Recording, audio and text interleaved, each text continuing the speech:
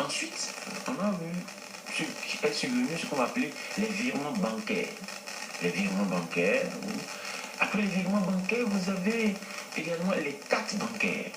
Les cartes bancaires, et à partir des cartes bancaires, on a commencé par noter l'introduction dans les instruments de paiement, la notion de l'électronique, l'informatique étant une notion qui est viciée, si je peux utiliser le terme, tout le monde, comme la notion des droits de l'homme, et donc c'est devenu une notion horizontale et qui est introduite dans tous les domaines.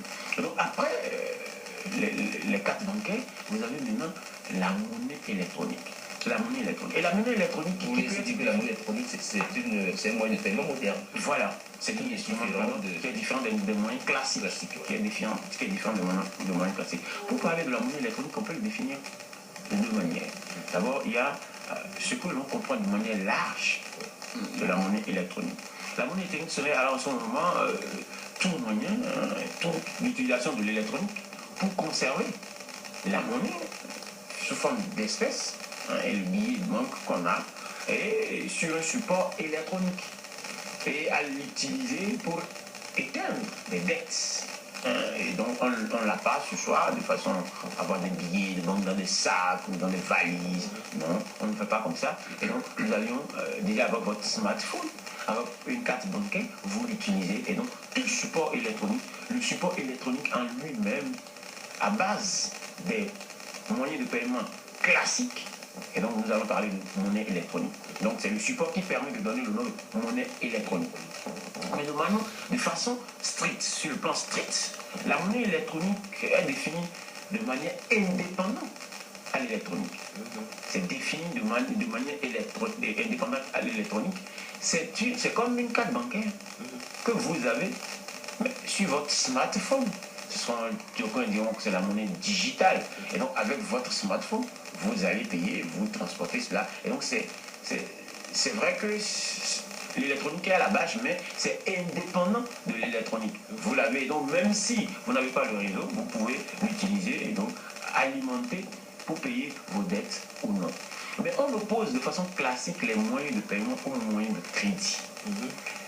Le moyen de paiement permet d'éteindre une dette, nous l'avions dit. Mais également, non seulement on est en train d'éteindre la dette, mais on peut également créer une autre clientèle, créer également la dette. C'est ça qu'on appelle les moyens de crédit.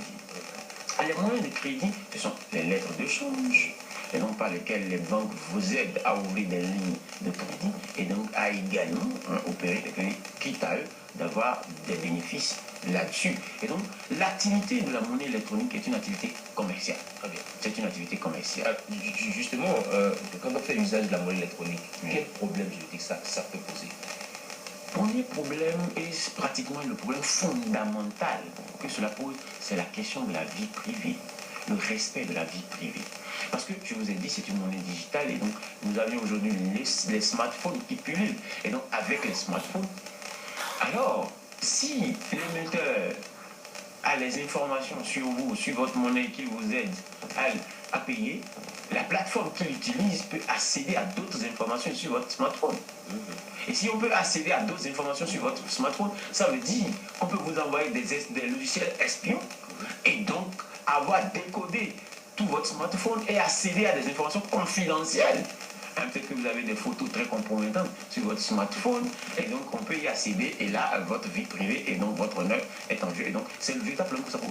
À part ce problème, qu'on peut juger à partir du moment où nous avons une autorité de régulation de ce domaine de la liberté, la CNIL qui s'occupe de cette question. La Commission nationale de l'informatique. Voilà un travail supplémentaire, la CNIL. Et donc vous avez là un instrument super. Un instrument super qui peut régler juridiquement des problèmes classiques que nous avons. Le problème classique que cela peut résoudre, par exemple, monsieur le journaliste, c'est le problème de l'informel. Juridiquement, la monnaie électronique peut nous aider à sortir de l'informel. Ah oui. Comment ça Comment cela est-il possible? Vous savez déjà, les structures de microfinance, par exemple, c'est des structures qui nous aident déjà à sortir, à mettre à côté du système classique bancaire un autre système. Et donc, pour aider ceux qui sont dans l'informel à sortir du formel. À sortir de cet informel au formel. Et donc, à partir de la monnaie électronique, eh bien, on pourra comptabiliser, à partir de vous acceptez l'émission de la monnaie électronique, à payer avec la monnaie électronique, à faire aussi du recouvrement. La monnaie électronique peut permettre à faire le recouvrement. Lorsque vous prenez par exemple la société, la SB2E, qui a du mal à recouvrer ses créances, elle peut vendre cela de manière électronique. Et donc, une société l'achète et permet à la société, la SB2E, eh bien, d'avoir de façon électronique ses sous, et quitte à payer une redevance là-dessus. Et donc, c'est des choses qui arrivent. Et donc, ça permet aux structures qui sont dans l'informel à sortir du formel, parce qu'à partir du moment où ils sont comptabilisés, ils ne sont plus dans l'informel, mais l'État peut intervenir pour les impôts et autres dans ce domaine. Bon, en la matière, en lieu et place d'une démarche administrative telle que posée par le chef de l'État, par le gouvernement, en station du Conseil des ministres, est-ce qu'il n'eût pas fallu recourir plutôt à une démarche carrément judiciaire? Oui, comme je vous l'ai dit, comme c'est un problème de vie privée qui se pose, alors le pouvoir ici, il y a une loi dans le domaine au Bénin, et ici, le pouvoir est au juge. C'est au juge de demander qu'on puisse. C'est vrai que c'est une activité commerciale, l'État a son pouvoir régalien de réglementer les activités commerciales. Encore que c'est le droit au WADA qui de plus en plus.